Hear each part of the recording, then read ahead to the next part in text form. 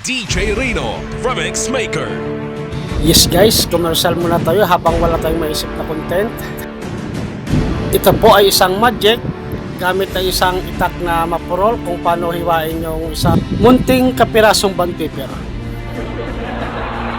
Team Sayat.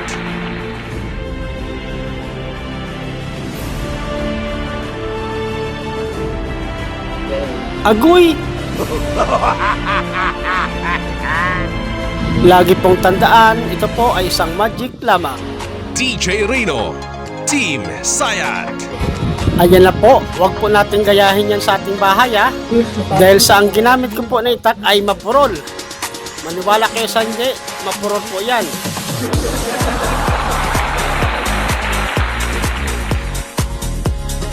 O diba? Boy kidlat lang yan.